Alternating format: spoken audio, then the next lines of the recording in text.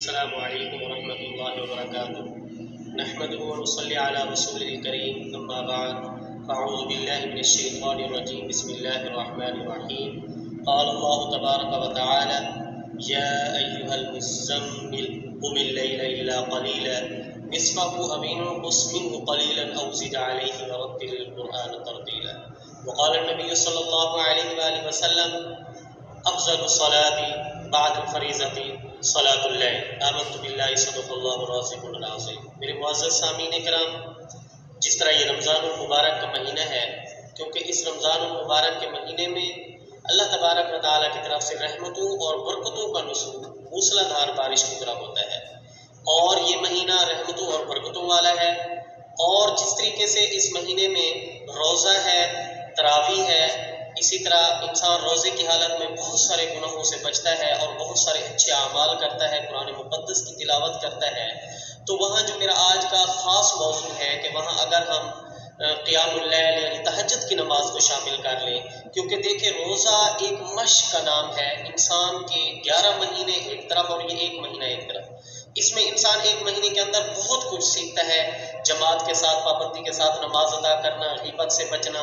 اسی طرح آنکھوں کانوں کے گناہوں سے بچنا۔ ڈھیر سارے ایسے انسان کے اندر خامیاں ہوتی ہیں جو انسان رمضان المبارک کی برکت سے ان سے بچ جاتا ہے۔ تو یہ ایک پریکٹس ہے تاکہ اگلے 11 مہینوں میں انسان ان گناہوں سے بچ سکے۔ تو اگر اسی پریکٹس کے ساتھ ساتھ یعنی اچھے کاموں کے ساتھ، روزے کے ساتھ، تراویح کے ساتھ، قرآن مقدس کی تلاوت کے ساتھ اگر ہم قیام اللیل یعنی تہجد کی نماز کو شامل کر لیں تو جائے کہ اللہ رب العزت کی طرف سے جو ہے ہمیں اس قیام اللیل کی بھی، تہجد کی بھی توفیق ہو جائے، کیونکہ ہم سحری کے لیے ویسے ہی بیدار ہوتے ہیں اور وضو کر کے ہی سحری ہم نوش کرتے ہیں۔ تو اگر اسی سحری کے ساتھ ساتھ اگر ہم تہجد کی نماز ادا کر لیں تو ہو سکتا ہے اللہ تبارک و تعالیٰ باقی 11 مہینے بھی ہمیں تہجد کی نماز کی توفیق دے۔ اللہ تبارک و تعالیٰ نے قرآن مقدس میں بھی بیشتر مقامات پر جناب نبی کریم صلی اللہ علیہ وسلم کو قیام اللیل یعنی رات کی عبادت کی تلقین فرمائی ہے۔ سورہ مزمل میں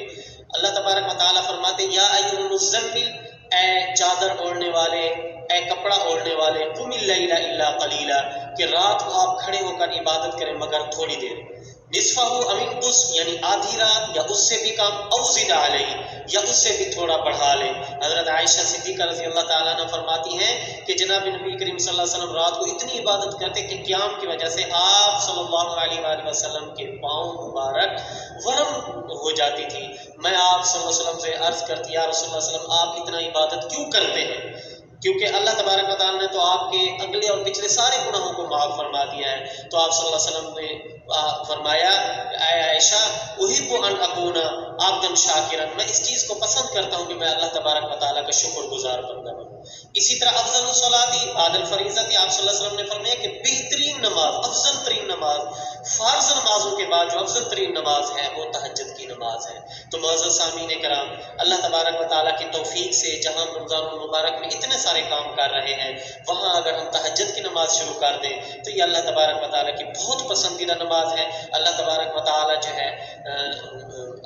جو ہے وہ تہجد کی نماز ادا کرنے والوں کو بہت زیادہ قرب اور بہت زیادہ نزدیکی ملتی ہے۔ علامہ اقبال رحمۃ اللہ علیہ نے فرمایا عطار ہو، رومی ہو، رازی ہو یا غزالی ہو، کچھ ہاتھ نہیں آتا بے آہ سحر گاہی، یعنی جب ہم سحر گاہی میں اٹھ کر تہجد کی نماز میں رو دھو کر اللہ تعالیٰ سے مانگیں گے تو اللہ تبارک و تعالیٰ ضرور بے ضرور ہماری دعاؤں کو بھی قبول فرمائیں گے اور اللہ تعالیٰ کا قرب بھی ہمیں تہجد کے وقت حاصل ہوگا انشاءاللہ ثم انشاءاللہ۔ اللہ ہم سب کا حامی و ناصر ہو، اللہ ہم سب کو اس کی توفیق عطا فرمائے۔ وآخر دعوانا الحمدللہ رب العالمین۔